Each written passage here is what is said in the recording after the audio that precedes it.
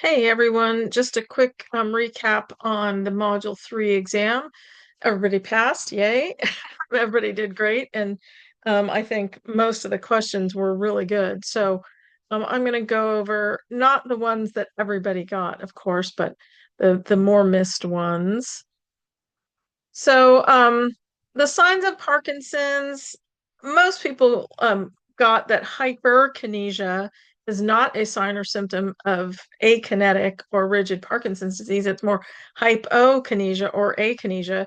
So if you want to think of the acronym for remembering the symptoms of Parkinson's disease, it's TRAP, TRAP, tremor, rigidity, akinesia, or hypokinesia, and postural instability. So TRAP, to remember that. And most people got that.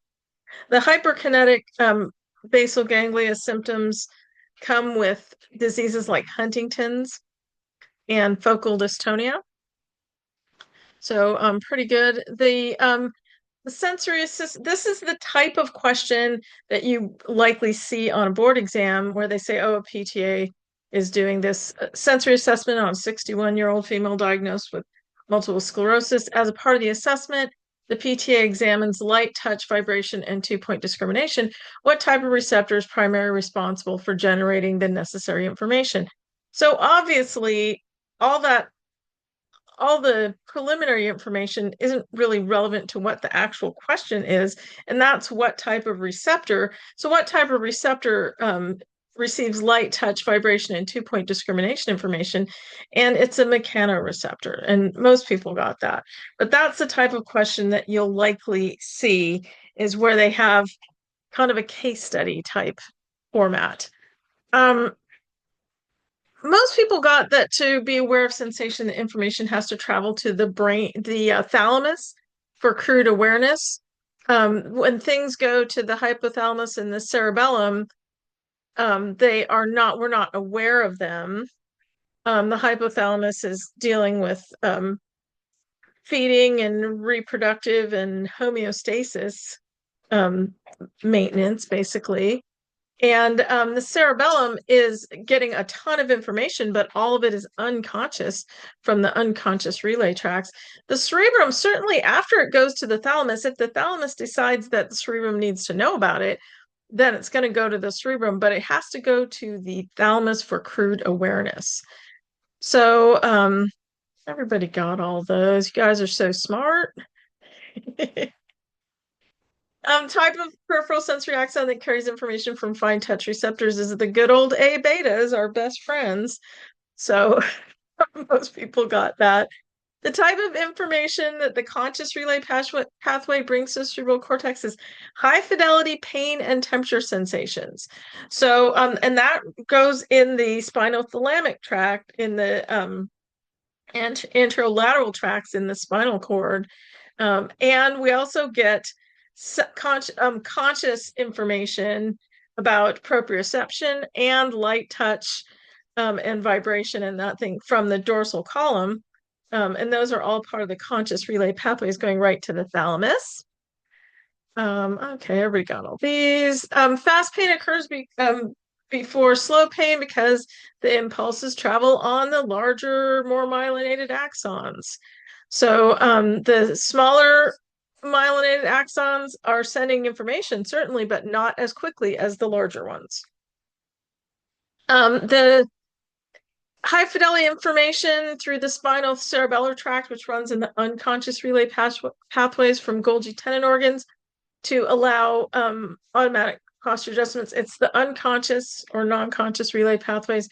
Conscious relay pathways are the high fidelity pain, temperature, light touch, pressure, vibration. Divergent pathways are a lot of information about pain that go to areas of the brain that aren't necessarily conscious. The pathways that transmit information, including slow pain to various areas, that's our clue for divergent pathways, which most people picked up on that clue.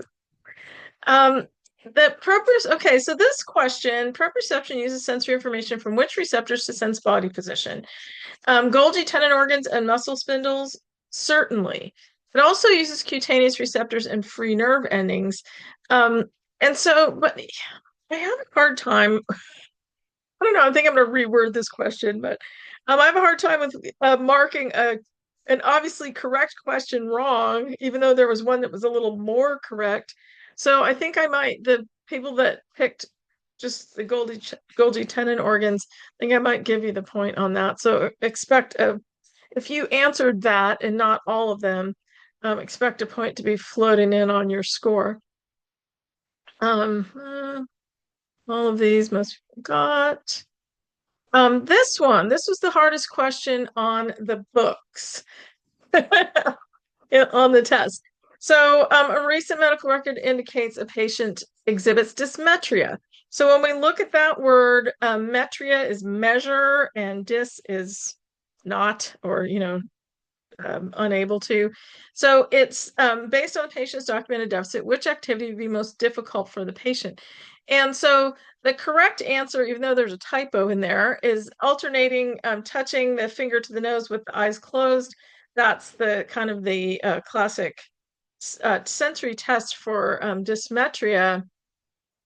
Walking along a straight line would not be dysmetria because that would probably you would people would be less likely to be able to do that if they had ataxia or if they had some other coordination issue. So it's not alternating touching finger to nose with eyes closed is not so much coordination as going a measured distance. And nobody else picked the other ones.